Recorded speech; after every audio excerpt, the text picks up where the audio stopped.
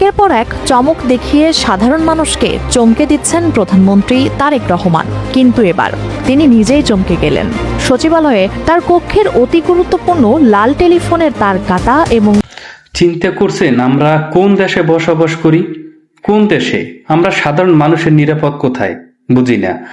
যে দেশে প্রধানমন্ত্রী TNT লাইনের তার চুরি হতে পারে, আর সে দেশে আমরা সাধারণ মানুষের নিরাপদ কোথায়? মানে দেশে এখন আর বিচার আচার কিছু নাই বললেই চলে। যে মানুষের সাহস দিন দিন এত পরিমাণ বেড়ে যাচ্ছে, আর আসলে বেড়ে যাবেই তো, কারণ এদেশের আইন ব্যবস্থা অতটা ভালো না। মানে ধর্ষণকারীর বিচার নাই, খুন খারাপের বিচার নাই, মানে সে দেশে তো এগুলো হবেই। তো আমি মনে করি যে আসলে এগুলোর কঠোর ব্যবস্থা নেওয়া উচিত। এরা কারা, কই থেকে করে, কোথায় থেকে এদের পিছনে হাত আছে কিনা সুন্দরভাবে এগুলো তদন্ত করে দেখা উচিত। না হয় একের পর এক দুর্ঘটনা ঘটতেই থাকবে। মানে ভাবা যায় যে সচিবালয় ঢুকে এমন একটা দুর্ঘটনা ঘটাতে পারে। তো যাই হোক, মানে বিষয়টা এতটাই মানে চিন্তার বাইরে যে আমরা সাধারণ মানুষের নিরাপদ কোথায় বুঝতেছি না।